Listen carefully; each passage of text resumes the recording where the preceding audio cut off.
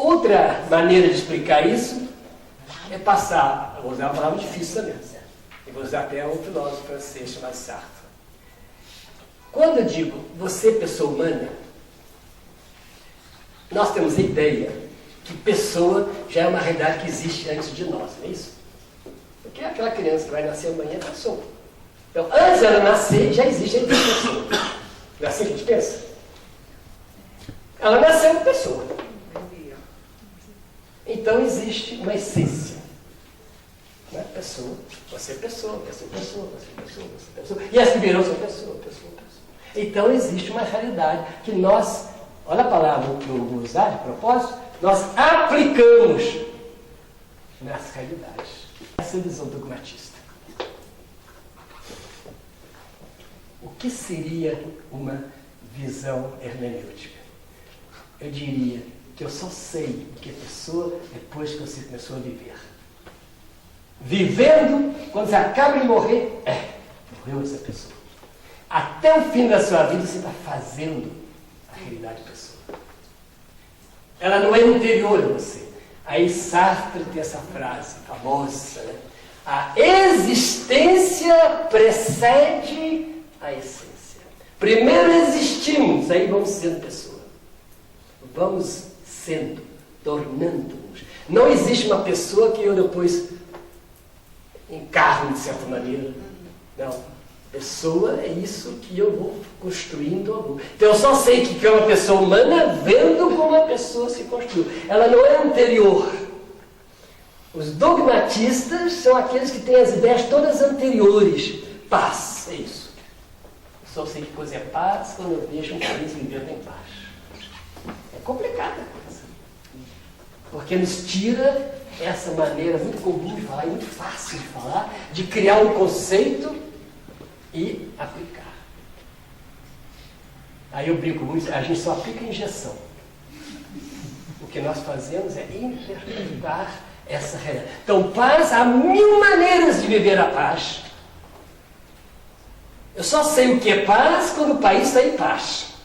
Eu só sei paz no casal quando o casal vive a paz. Eu não sei o que é paz depois que o casal vai viver isso. Muda muito isso, gente. E é muito profundo isso.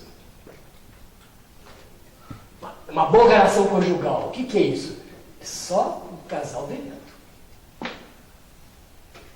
uma questão atual que os juristas têm, se a gente vive realmente em um Estado democrático de direito.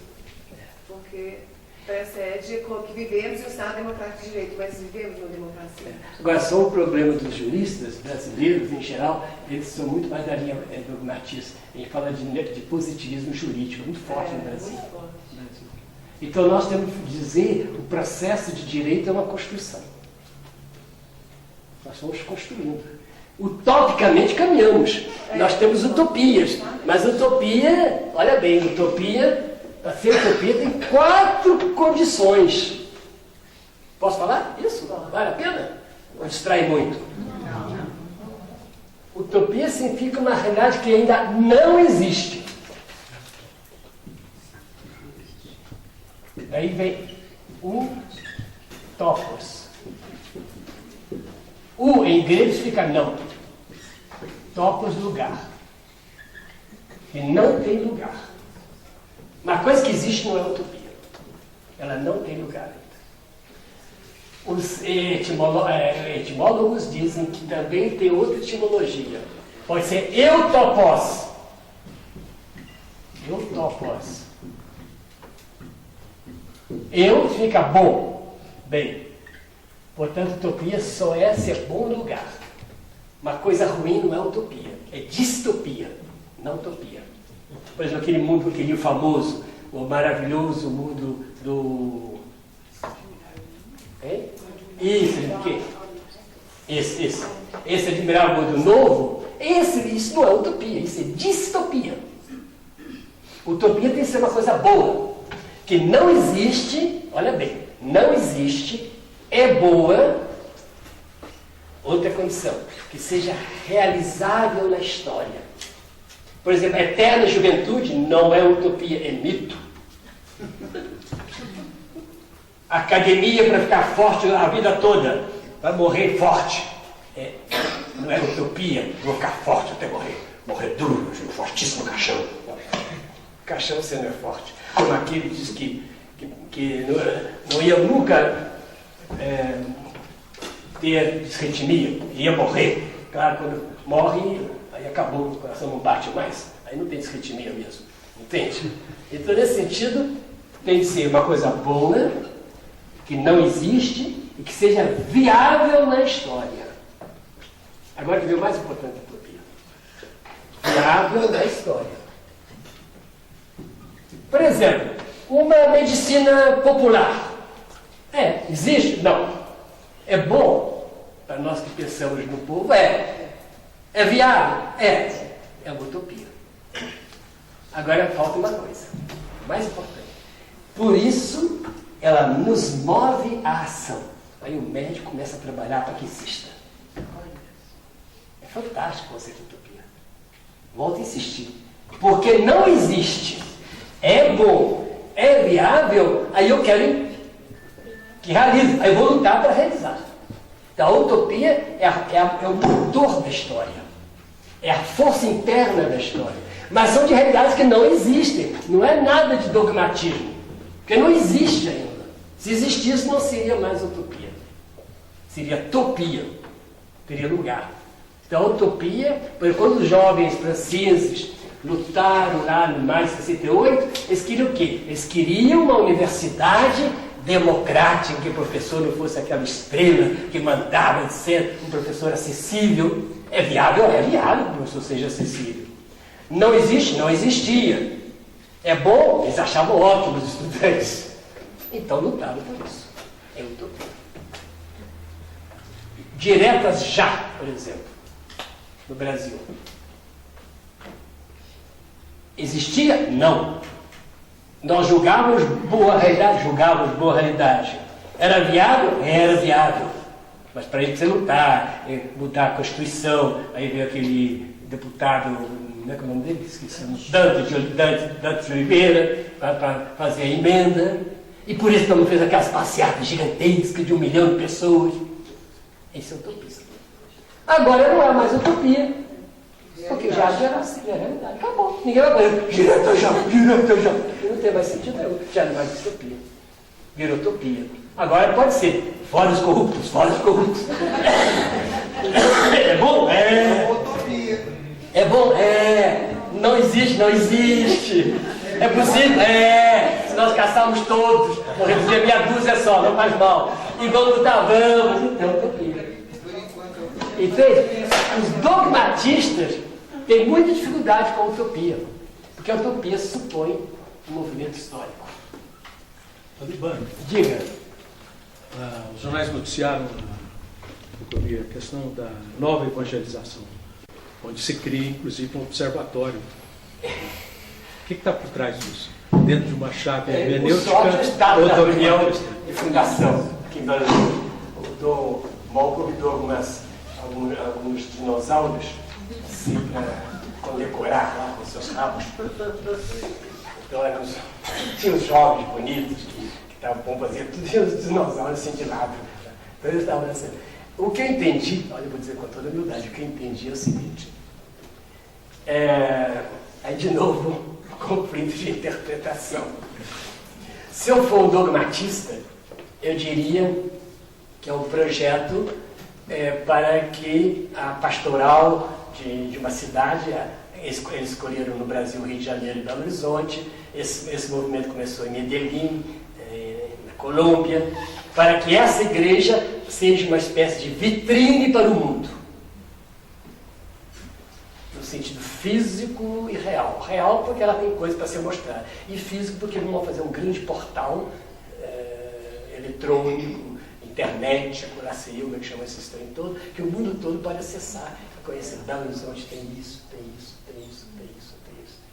Parece que esse é o projeto. Agora, nova evangelização. Nós temos um padre, é uma piadinha, não é uma piadinha verdadeira que falou lá assim. O padre Godoy. Você podia convidar. Já veio aqui? Já? Falou? Ele é ótimo, né? Aí, pra vocês entenderem, foi uma reunião muito solene. Foi lá na reitoria da PUC. Estavam presentes 6 bispos. Olha, 6 bispos já é. Uma cidade grande é muito. Dom Valmor, arcebispo, os 4 auxiliares, e esse bispo que veio de Roma, que é um colombiano, que é o que está anunciando isso. Ele falou muito de nova evangelização. Aí o padre Godoy disse: o senhor está falando de nova evangelização. Qual que é a velha?